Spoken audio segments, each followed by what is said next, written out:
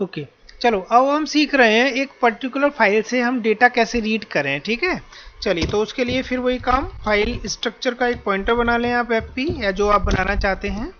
File को अब हम ओपन करेंगे इन रीड मोड। ठीक है, तो इतनी सारी फाइलें मैंने बनाई हैं, तो अपन एफपी इक्वल कैसे करेंगे, एफ ओपन।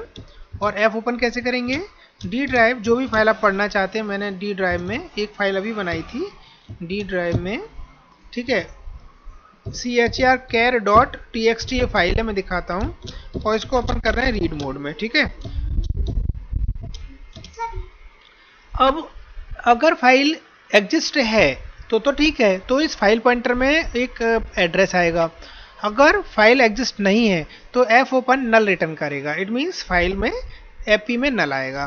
तो हम पहले चेक करा लेते हैं कि जो फाइल हम ओपन करना चाह रहे हैं वो एग्जिस्ट है या नहीं है। उसके लिए अपन क्या लिखते हैं, इफ, ध्यान समझ ना, इफ हम लिखेंगे एपी इज इक्वल नल।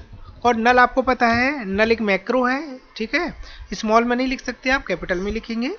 ठीक है, तो अगर नल है तो मैं यहाँ लिख सकता हूँ F print, sorry print F, क्योंकि मुझे कंसोल पे लिखना है print F file not exist. Check कर लें उसको एक बार। चलो मैं एक ऐसी फाइल का, और फाइल को इसको क्लोज कर देते हैं, एफ क्लोज, एफपी को क्लोज कर दें। ठीक है, चलो मैं ऐसी फाइल का नाम दे रहा हूँ जो इसमें एग्जिस्ट करती नहीं है। चलो मैं 1 2 3 डाल दूँ, ये कोई फाइल है नहीं। और लास्ट में अपन एक काम करते हैं, यहाँ गेट सी जरूर लगा देते हैं तो आपको आउटपुट दिखेगा। और ऊपर अपन क्लियर स्क्रीन डाल देते हैं इसमें। ठीक है, CLR_SCR फॉर क्लियर स्क्रीन। ठीक है, चलो अब मैं चलाता हूँ इसे, रन किया, ये देखिए फाइल नॉट एग्जिस्ट। क्यों, क्योंकि फाइल एग्जिस्ट नहीं है तो नल आएगा, नल आए तो अपन चेक लगा दिया कि अगर नल है तो ठीक है। चलिए अब अपन बात करते हैं, अगर मैं इसको ये हटा दूं तो देखो डी ड्राइव में, अब मैं लेके चलता हूँ डी ड्राइव में कैरेक्टर डॉट टेक्स्ट है, मतलब एग्जिस्ट करती है। तो अब मैं इसको मैं चला रहा हूँ, देखते हैं क्या मिलता है। ये देखिए कुछ नहीं आया, इसका मतलब फाइल मिल गई, नल नहीं है ना। चलिए अब मुझे फाइल से रीड करना है, तो मैं रीड कैसे करूँगा, तो मैं लगाऊंगा वाइल पहले, है ना। तो देखो आप तीन चीज़ों से रीड कर सकते हो, या तो गेट सी, एफ गेट सी, या एफ गेट एस, या S print S, F scan F. ठीक है, तो मैं पहले गेट सी से बता रहा हूँ, वाइल 1 ओपन क्लोज।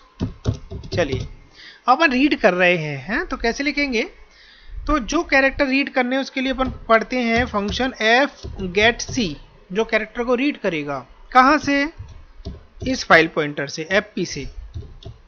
ठीक है, और इस पॉइंटर से जो आ रहा है, जो डेटा, मतलब जो कैरेक्टर आ रहा है उसको अपन एक वेरिएबल में स्टोर करा देते हैं कैरेक्टर में। तो मैं एक काम करता हूँ, यहाँ एक CHR में कैरेक्टर एक वेरिएबल बना के आता हूँ। ठीक है, चलो तो इसने रीड कर लिया इस कैरेक्टर को। अब एक वाइल 1 तो मीन्स ऑलवेज ट्रू लूप हो गई, तो ये लूप से कब बाहर आएगा, इफ, मैंने आपको बताया था अगर, अगर CH इक्वल UF होगा, UF मतलब एंड ऑफ कैरेक्टर, बताया था मैंने, तो ब्रेक कर दो इस लूप को, तो लूप को क्या कर देगा, वो ब्रेक। ठीक है, अब चूंकि कैरेक्टर मुझे मिल गया है तो उस कैरेक्टर को मुझे, ठीक है, ये मुझे मिल गया, तो अब इस कैरेक्टर को प्रिंट करा दो आप स्क्रीन पर। तो मैं कैसे लिखूंगा, प्रिंट एफ %C, और किस में आया, CH में। देखो बहुत सिंपल सी लूप लिख दी मैंने इसको पढ़ने के लिए। इस फाइल के अंदर जो भी है वो सब एक कैरेक्टर की फॉर्मेट में, मैंने पहले ही बताया टेक्स्ट फाइल में जो भी रहता है वो ASCII कैरेक्टर्स होते हैं। ठीक है, और हम कब तक पढ़ते हैं, जब तक कि एंड ऑफ फाइल ना मिल जाए। This is the 26 character in ASCII table. तो CH में जो भी वैल्यू आएगी अगर UF के बराबर है तो ब्रेक होकर लूप से बाहर आ जाएंगे, नहीं तो ये चलती रहेगी। और जो CH की वैल्यू आएगी उसको अपन कंसोल में प्रिंट करा दिया अपन ने, देखो ये प्रिंट करा दिया अपन ने कंसोल पर। जो वैल्यू यहाँ से आ रही है वो यहाँ प्रिंट हो रही है। ठीक है, चलो अब चलाते हैं इसको, देखते हैं इस फाइल के अंदर जो लिखा है वो अब पढ़ पाते नहीं पढ़ पाते। रन किया, ये देखिए इस फाइल के अंदर लिखा था DE, बिल्कुल सही है, यही लिखा था, है ना। मैं यहाँ से भी दिखाऊँ आपको, इस फाइल में के अंदर क्या लिखा था, DE। ठीक है, इसका मतलब हम बिल्कुल सिंपल वे में इस फाइल से डेटा को रीड कर पा रहे हैं। ठीक है ना, तो आप बिल्कुल पढ़ पाओगे इसे। चलिए ठीक है, तो ऐसे सेम गेट एस अपन पढ़ते हैं और एफ स्कैन एफ पढ़ते हैं। ठीक है, चलिए तो मैं आपको एक काम करता हूँ, मैं ऐप स्कैन ऐप पे एक बना के आपको और बता रहा हूँ, तो ये तो समझ में आ गया। चलिए अपन क्या काम करते हैं, अब ये हटा देते हैं। ये तो अपन ने पढ़ा गेट सी से, ऐप गेट सी से। अब ऐप स्कैन ऐप पर हम कुछ डेटा लिख लेते हैं। चलिए मैं एक काम करता हूँ, यहाँ पर कुछ डेटा लिख रहा हूँ। मैंने लिखा इंटीजर में एज, मत लिखो एज, अपन लिखो एक्स इक्वल, हमने दे दिया 10, वैल्यू मैं ही दे रहा हूँ, ठीक है। कैरेक्टर में मैंने एक स्ट्रिंग बनाई एस, ठीक है, और एस मैंने बना दी और इसके अंदर लिख दिया मैंने अमित, ये हटा दिया। इन दो डेटा को अपन सेव कराने वाले हैं फाइल में, ठीक है। चलो तो फाइल ओपन कर लेते हैं। तो app equal F open, file open करते हैं। पहले इसमें लिख रहे हैं अपन, फिर इसको रीड करेंगे, ठीक है। तो मैंने फाइल को ओपन किया, किस मोड में ओपन कर लें अपन, तो मैंने लिखा यहाँ पर data.txt, डी ड्राइव में चल रहे हैं, डी ड्राइव में data.txt बनाई नई फाइल, और इसको हम बना रहे हैं डब्लू मोड में, क्योंकि अभी लिखेंगे इस फाइल पर, बाद में स्कैन करेंगे। तो ऐप प्रिंट ऐप से मैंने लिखना बताया था। ऐप प्रिंट ऐप से अपन कैसे लिखते हैं, F P comma percentage D, और चूंकि एक स्ट्रिंग है इसलिए परसेंटेज एस, ठीक है, ओके। तो इसमें कैसे लिखेंगे अपन, वेरिएबल का नाम एक्स और दूसरा नाम एस। तो जैसे मैं इसको चलाऊंगा, मैं इसको चला के दिखाता हूँ। मैंने रन किया तो आप देखो ये प्रोग्राम रन हुआ और डेटा नाम से फाइल बनी होगी। तो मैं इसको रिफ्रेश कर देता हूँ, तो आप देखो डेटा नाम से ये फाइल बन गई। इसके अंदर डेटा क्या आ गया, 10 अमित, यही लिखा था, ये इंटीजर है, एक वो है, ठीक है। अब अपन एफ स्कैन ऐप का यूज़ करके इसको रीड करेंगे।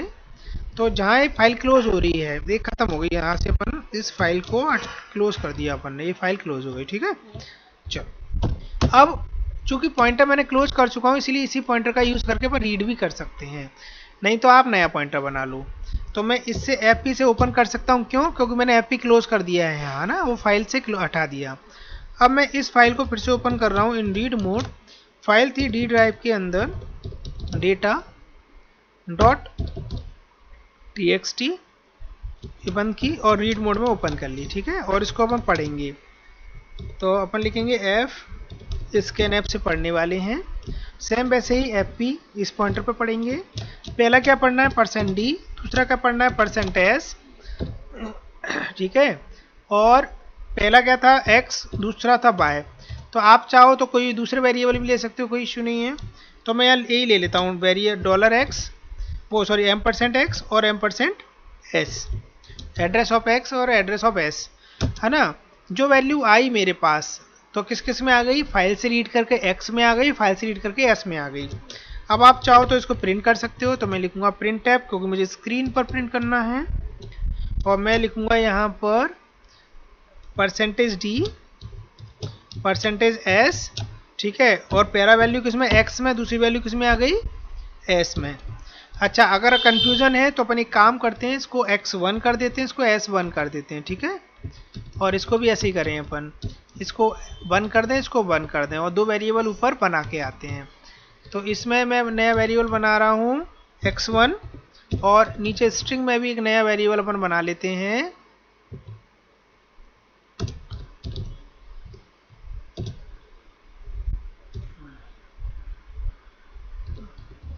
इसमें मैंने नया वेरिएबल बना दिया है, ठीक है। और मैं इस प्रोग्राम को चला रहा हूँ। देखो होगा क्या, सबसे पहले x और s में जो वैल्यू वो फाइल में स्टोर हो गई, और यहाँ से अपन रीड कर पा रहे हैं। मैं रन किया, एक मिनट चेक कर लेते हैं। ओके, 2 बार हो गया ना, ये s1 है एक्चुअल, ये s1 है। रन किया, ये देखिए, ठीक है, मतलब हम रीड कर पा रहे हैं। तो by using app scan app आप फाइल में जो डेटा है उसको रीड कर सकते हैं, ठीक है। तो ये सारी चीज़ें मैंने आपको बता दी, ठीक। चलिए, थैंक यू वेरी मच।